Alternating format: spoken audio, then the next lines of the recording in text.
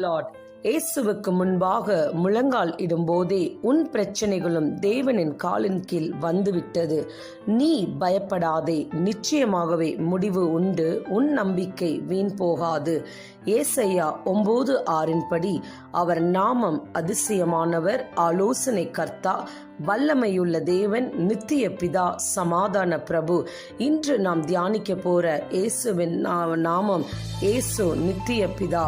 நித்திய பிதா என்றால் என்ன? அவர் நமக்கு நிரந்தரமான ஒரு தகப்பன்.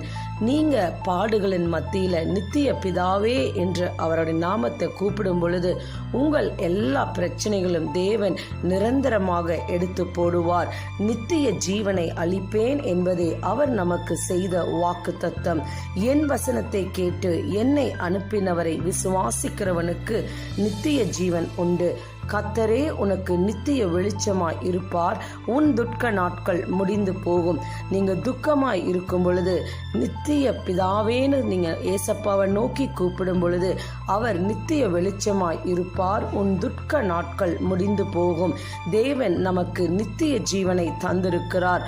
இன்று உங்களை பார்த்து கர்த்தர் சொல்கிறார், அவர்கள் வெட்கம் அனுபவித்த சகல தேசங்களிலும் அவர்களுக்கு புகழ்ச்சியும் கீர்த்தியும் உண்டாக்க செய்வேன் என்று சொல்கிறார்.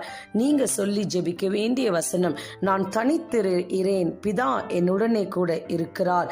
வேதனை உண்டாக்கும் வழி என்னிடத்தில் உண்டோ என்று பார்த்து நித்திய வழியில் என்னை நடத்தும்னு ஜெபிங்க.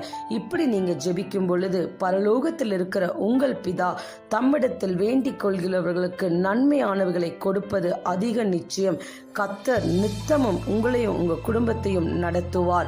நித்திய கிருபையுடனே உங்களுக்கும் உங்கள் குடும்பத்துக்கும் இறங்குவேன் என்று கர்த்தராகிய உன் மீட்பர் சொல்கிறார். God bless you.